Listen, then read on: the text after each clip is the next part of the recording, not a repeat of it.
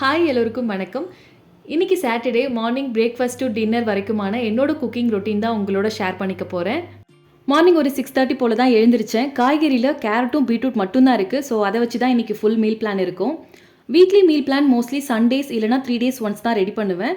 முடிஞ்ச அளவுக்கு 3 பேருக்கும் ஏற்ற மாதிரி ஒரு பேலன்ஸ்ட் மீல் இருக்க மாதிரி தான் இருக்கும்.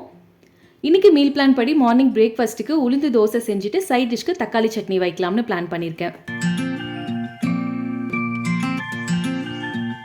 1 கப் அளவுக்கு உளுந்து எடுத்திருக்கேன் இன்னைக்கு. இப்போ இதை நல்லா வாஷ் பண்ணிட்டு தண்ணி ஊற்றி ஒரு 1 மணி நேரம் ஊற வைக்கணும்.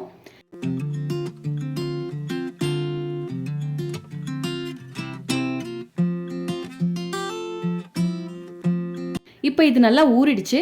இதை மிக்ஸி ஜாரில் ட்ரான்ஸ்ஃபர் பண்ணிட்டு இதோட 1/2 கப் தண்ணி, 1 துண்டு இஞ்சி, கொஞ்சம் கொத்தமல்லி, தேவையான அளவுக்கு சால்ட் சேர்த்து நல்லா அரைச்சி எடுத்துக்கிட்டேன்.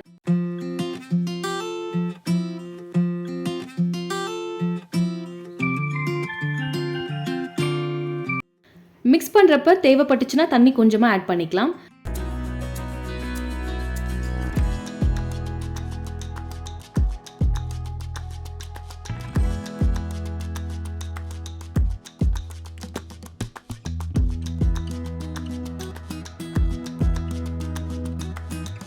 வெஜிடபிள்ஸில் வெங்காயம், துருவின கேரட் மட்டும் ஆட் பண்ணியிருக்கேன். நம்ம வேணும்னா ஸ்பைசஸ்க்கு பச்சை மிளகாய் கூட ஆட் பண்ணிக்கலாம். இதோட டேஸ்ட் பார்த்தீங்கன்னா உளுந்து வடை டேஸ்ட்டே தான் இருக்கும்.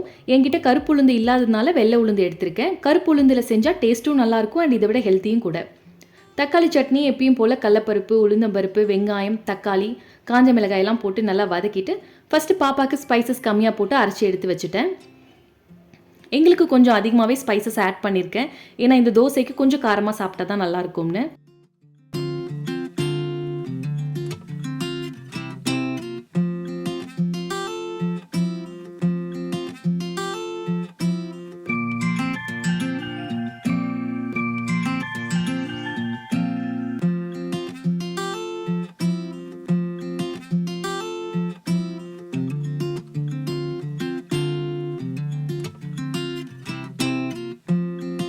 லஞ்சுக்கு சாதம், பச்சைப்பயிறு கிரேவி, பீட்ரூட் பொரியல் தான் பிளான் பண்ணியிருக்கேன்.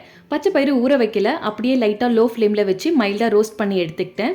இப்போ இதில் தண்ணி ஊற்றி 4லேருந்து 5 விசில் வச்சு எடுத்துக்கணும். பாப்பாக்கு இதிலிருந்து கொஞ்சம் பச்சைப்பயிறு எடுத்து வச்சாச்சு. இதில் தான் கிரேவி மிக்ஸ் பண்ணி கொடுக்க போகிறேன். கடாயில் 1 டீஸ்பூன் எண்ணெய், 1 டீஸ்பூன் நெய், பட்டை, லவங்கம், பிரிஞ்சி இலை, வெங்காயம், தக்காளி, இஞ்சி பூண்டு விழுது சேர்த்து நல்லா வதக்கிட்டு கொஞ்சம் மஞ்சள் தூள், மிளகாய் தூள், சால்ட், வேக வச்ச பச்சை பயிறு, தேவையான அளவுக்கு தண்ணி சேர்த்து கடைசியாக தேங்காய் பால் ஆட் பண்ணி இறக்கிட்டா கிரேவி ரெடி. மீல் பிளான் பொறுத்த வரைக்கும் எப்பவுமே கரெக்டாக அதை ஃபாலோ பண்ண முடியுமான்னு கேட்டிங்கன்னா கொஞ்சம் கஷ்டம் தான். ஏன்னா ஒரு சில டைம் சீக்கிரமாக எழுந்திரிச்சிடுவேன், ஒரு சில டைம் லேட் ஆகிடும். அதனால் அந்த டைம்க்கு ஏற்ற மாதிரி மெனு சேஞ்ச் பண்ணிப்பேன். இன்றைக்கி சாதம் வச்சுட்டு பச்சைப்பயிறு கிரேவி வைக்க முடியலன்னா பச்சைப்பயிறு வச்சு 1 pot ரைஸ் செஞ்சுடுவேன். இல்லைனா மார்னிங் தோசைக்கு தக்காளி சட்னிக்கு பதிலாக பச்சைப்பயிறு கிரேவியை கூட சாப்பிட்ற மாதிரி பார்த்துப்போம். முடிஞ்ச அளவுக்கு மீல் பிளானில் இருக்கிற இன்க்ரீடியன்ஸ் எல்லாம் சேமாக இருக்கும். ரெசிபி மட்டும் அந்த டைம்க்கு ஏற்ற மாதிரி சேஞ்ச் பண்ணிப்பேன். பாப்பாவுக்கு சாதத்தில் வேக வச்ச பச்சைப்பயிறு, 2 டேபிள் ஸ்பூன் அளவுக்கு கிரேவி, கொஞ்சமாக நெய் சேர்த்து நல்லா மிக்ஸ் பண்ணி வச்சுட்டேன். பொரியலுக்கு பீட்ரூட், அப்புறம் கொஞ்சம் கர்ட். ஈவினிங் ஸ்நாக்குக்கு பாப்பாக்கும் ஏற்ற மாதிரி நட்ஸ் பவுடர்லாம் சேர்த்து ரவா லட்டு செஞ்சேன். ரொம்ப நாள் ஆச்சு இதை சாப்பிட்டு, அதனால தான் இன்றைக்கி செஞ்சுருந்தேன்.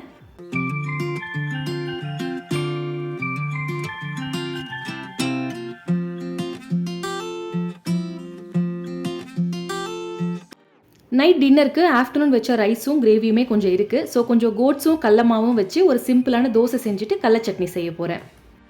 ஓட்ஸ் பவுடர் காலி ஆகிடுச்சு. அதனால ஃபஸ்ட்டு ஓட்ஸை ஃபைன் பவுடராக அரைச்சி எடுத்துக்கிட்டேன்.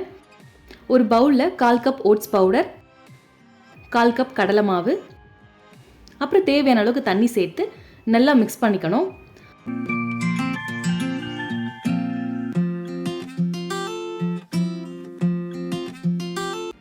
அதுக்கப்புறம் இதில் ஃபைனாக சாப் பண்ண வெங்காயம், துருவின கேரட், மஞ்சள் தூள், உப்பு, சீரகம் சேர்த்து நல்லா மிக்ஸ் பண்ணிவிட்டு தோசை ஊற்றி எடுத்துட்டா டின்னர் ரெடி.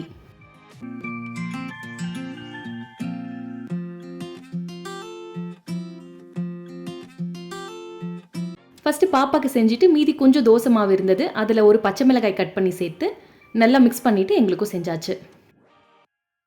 That's it. இந்த வீடியோ இதோட முடியுது. தேங்க்ஸ் ஃபார் வாட்சிங். Bye bye.